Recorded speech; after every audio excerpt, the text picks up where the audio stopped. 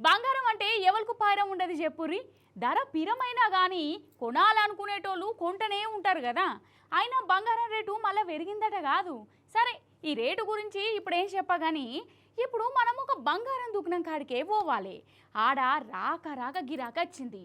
ఆ గిరాకీని చూసి సేటు సంబరపడ్డాడు. ఆ టెన్క కండ్ల పొంట నీళ్ళు కూడా తెచ్చుకున్నాడు. ఎందుకో అరుచుకుందాం పారి మరి. గిదేగా బంగారం దుకుణం. ఇగో ఇద్దరు ఆడపిల్లలు వచ్చిరోళ్ళ బేరానికి. కాలేజీ పిల్లలు లెక్కనే ఉన్నారు కదా. ఉంగరాలే తీసుకుంటారో లేకుంటే కమ్మల బుట్టలే కొంటారో. జర చేపడదా అంక సేటును ఇది చూయించు అది చూయించు, ఇదెంత కత్తది అదెంత కత్తది అని అనుకుంటా అన్ని చూసిర్రు.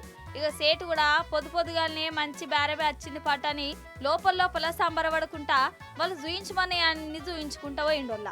అంతల్నే ఏమైందంటే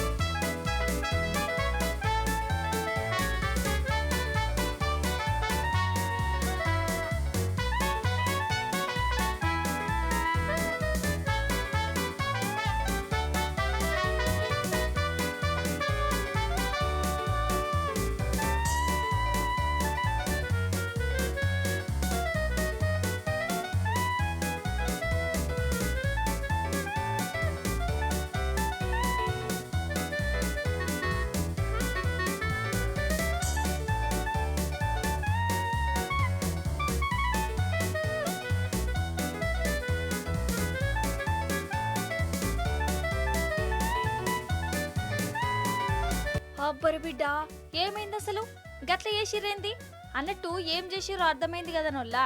నగలు చూయిస్తున్న సేటు కళ్ళల్లా మిరియాల పొడి జల్లిర్రు. అయ్యో గదే పెప్పర్ స్ప్రే అంటారు చూడు గదన్నట్టు. ఇక అట్లా జల్లి చేతికొచ్చిన నగలను ఎత్తుకోదాం అనుకున్నారు. కానీ పాపం ఇల్లు ఇట్లా దొంగతనాలకు దిగబడు ఫస్ట్ సార్ అనుకుంటా ఫెయిల్ అయిపోయిర్రు. వీళ్ళకంటే ఈ సేటు హుషారున్నాడు. జప్ప బయట కురికి వాళ్ళని వీళ్ళని వీల్చి తలుపు బంద్ పెట్టిండు. వీళ్ళేమో ఒకరు మొగాలు ఇంకొకరు చూసుకుంటా ఈ దుఃఖంలోనే ఇరుక్కబోయిర్రు. అటెన్క పోలీసులకు అప్పచెప్పిర్రు.